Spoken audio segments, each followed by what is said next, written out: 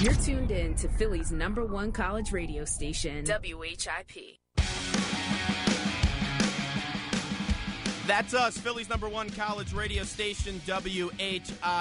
215-204-9449 is our number if you want to call and hang with us. We all know about the praise Martin-Oguike story. He was kicked off the Temple University football team, was stripped of his scholarship, and was charged with rape. But this nightmare for the former Temple linebacker all came to an end this week as the rape charges were actually dropped. As it turns out, the woman who was making these charges made the charges because she wanted a long-term relationship.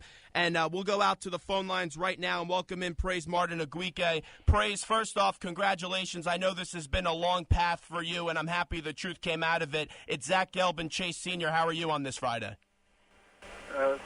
Thank you very much.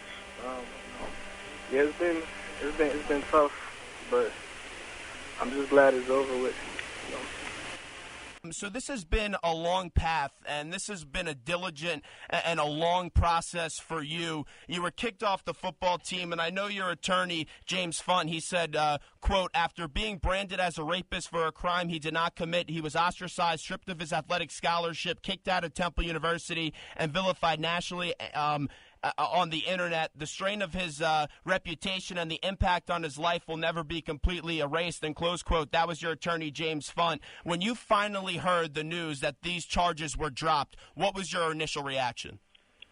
Wow, it was something else. It was a relief, because it's been 18 long months of just the shame and just the weight on my shoulders, and I just felt, cleared after that. I was vindicated. And now, how tough was it to see your name in the media, on Twitter, on Facebook? You're a college student. You're on all these social medias. How tough was it to see your name be vilified by all these people in the media? It was very tough, because being a college athlete, I was living the dream, playing college football and going to school. So it was very hard how everything just changed in a matter of, days. Praise, it's Chase Sr. First of all, congratulations. Thanks so much for joining us. It's an honor to talk to you. And when I've looked up some reading on this story, I saw that you want to go back to school and become a doctor, which is great. And I give you all the props in the world for doing that. How tough has this time been for you from the accusations until now? And what do you plan to do in your future? Do you want to go back to school right away? Do you want to play football? What do you plan on doing? Right now, we're just trying to see what goes on with school, talking with Temple and see what they do. But I'm just going to keep my options open, and I'm trying to go back to school as soon as spring. I actually talked to Stephanie Ivis, who is the Associate VP and Dean of Students today, and I asked if you were allowed back on campus because I know your attorney said to his knowledge you aren't yet, and she wrote to me, quote, unfortunately, confidentiality policies and law prevent me from discussing the information you are requesting, and close quote. Do you feel at all betrayed by the university since they kicked you out, they took away your scholarship, and you were innocent all the time? Do you at all feel betrayed by Temple? I wouldn't say that.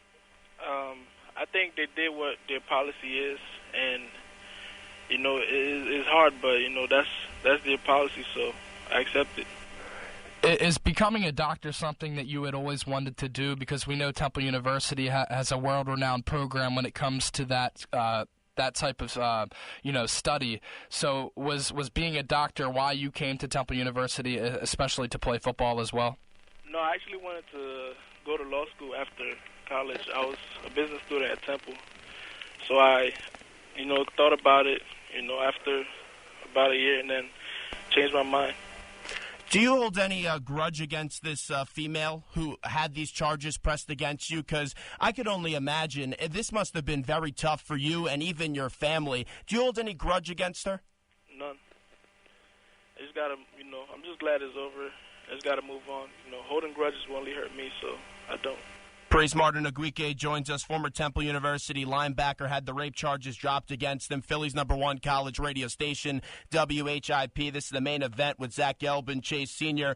And Praise, when you have this sense of conflict and you had to deal with the great ordeal of bad fortune, you looked for some people for support. Who was your biggest sense of support? Was it former players on the football team, your parents? Who was the group that you really looked on to give some support in this tough process? Number one was my family.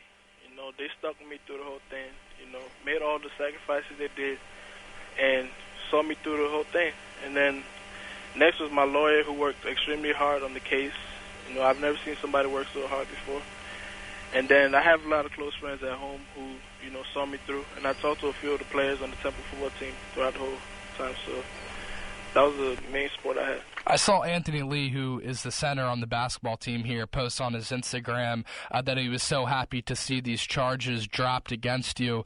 What was your relationship with, like, Anthony, and did you also have a strong relationship with a lot of the athletes here at Temple University that reached out to you and showed some support? Yeah, Anthony is one of my best friends at Temple.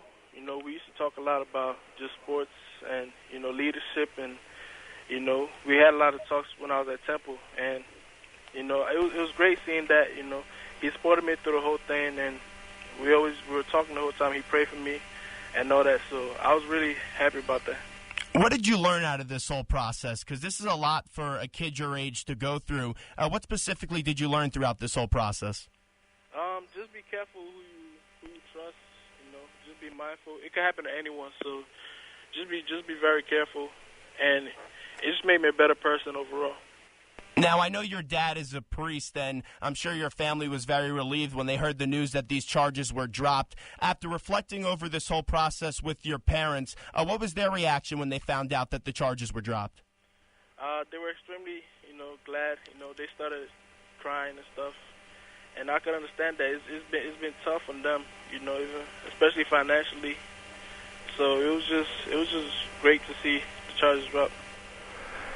Now, I know your father is a priest, and how much did being devoted to a certain religion help you through this process and help bring you peace and fortitude? I just kept praying, and, you know, God never fails. You know, He'll let us bend, but He'll never let us break. So I just kept that in mind, and I knew that it would be over, you know, sooner or later.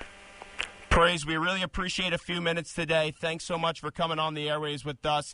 We want to just say congratulations once again, because we know this was a rigorous process for you, as it was always that you thought you were innocent, and unfortunately there was charges against you for rape. So we're glad you got to see your day in court and that you were innocent until proven guilty, and we're glad the truth came out. Hopefully, we wish you the best of luck in whatever you want to do following all these charges, and hopefully we see you back on Temple University real soon. Thank you very much. Praise Martin-Oguike right there, the former Temple linebacker who had rape charges dropped against him earlier this week. Main event, Zach Gelb, Chase Sr. here with you. We'll take a quick break, and we'll be back right after these short messages.